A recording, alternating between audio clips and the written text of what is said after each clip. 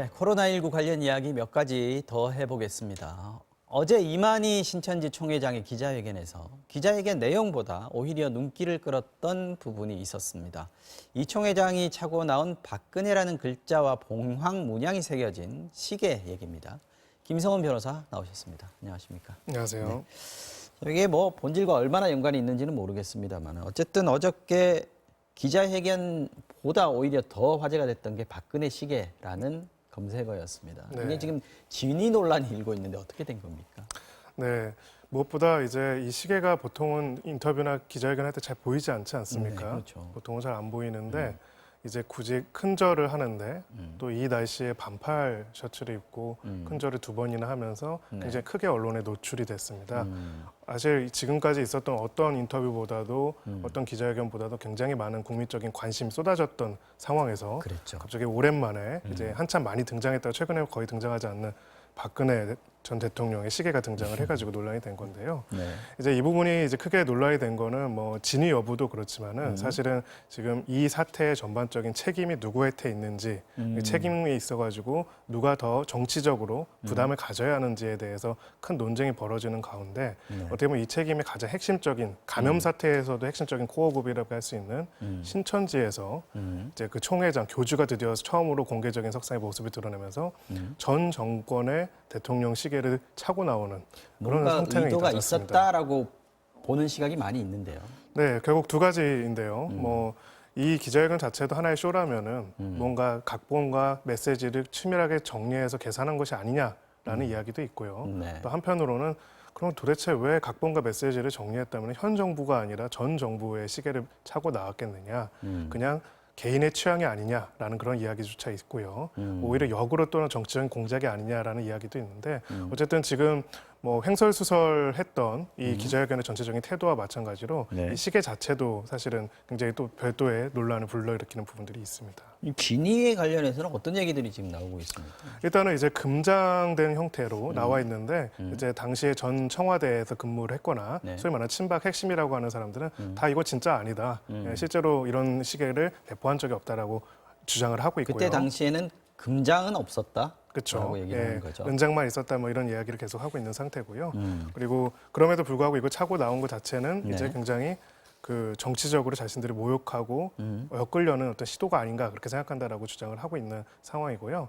사실 이제 이렇게 대통령 시계 자체를 위조한 가품도 많이 팔기는 합니다. 그래서 이제 그런 부분들에 대한 또 이제 형사적인 처벌을 또 어떻게 하느냐의 논란까지도 벌어지는 부분들이 있는 그런 상황입니다. 뭐 이만희 총회장이 직접 뭐 가품을 주문을 해서 생산을 했을 리는 없을 것 같고 네. 일단 신천지 측에서는 이거는 선물 받은 거다라고 지금 얘기를 하는 거 아닙니까? 네, 신천지 측에서는 뭐 성도가 선물을 해준 거다라고 이야기를 청와대에서 하는데요. 받은 건 아니고. 네.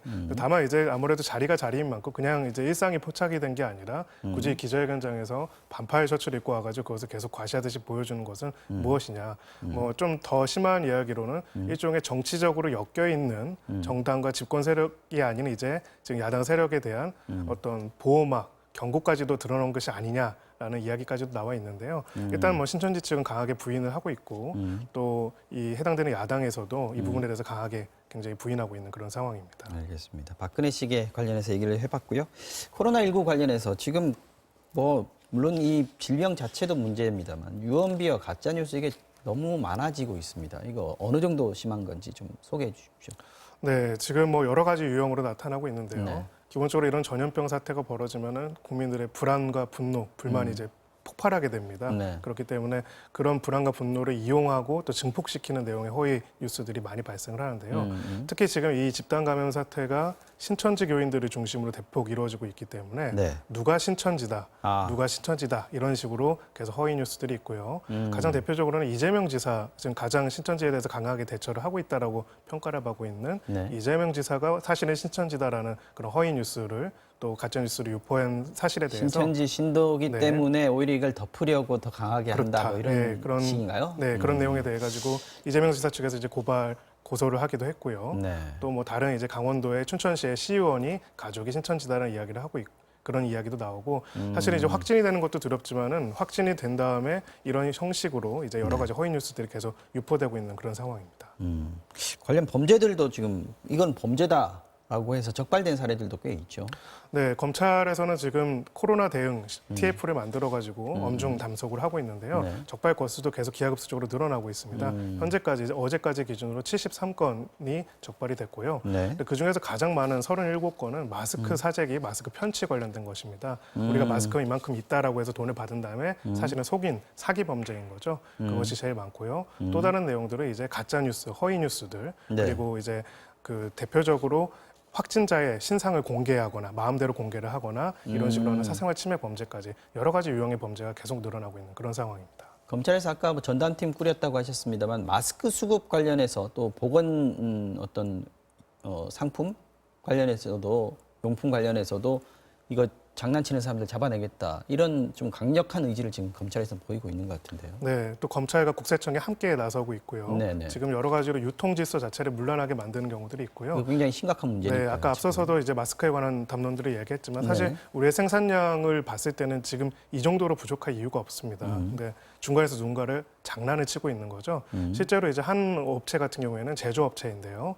기존의 거래처들한테 공급을 다 중단을 하고 네. 자기 아들한테 모든 공급 물량을 몰아준 다음에 무려 15배나 폭리를 취한 사건이 이제 적발이 되기도 했고요. 그 외에도 실제로 이제 무자료 거래라고 해가지고 자료를 남기지 않고 폭리를 취하고 차명 통장으로 받는 경우들도 신속하게 계속 적발이 되고 있는 그런 상황입니다. 알겠습니다. 이 마스크 얘기를 하다 보니까 오늘 어저께 화제가 됐던 뉴스가 하나 있었는데 확진자가 마스크 사러 줄 서 있다가 적발이 됐다. 이런 기사가 있었습니다. 이거 어떻게 된 겁니까?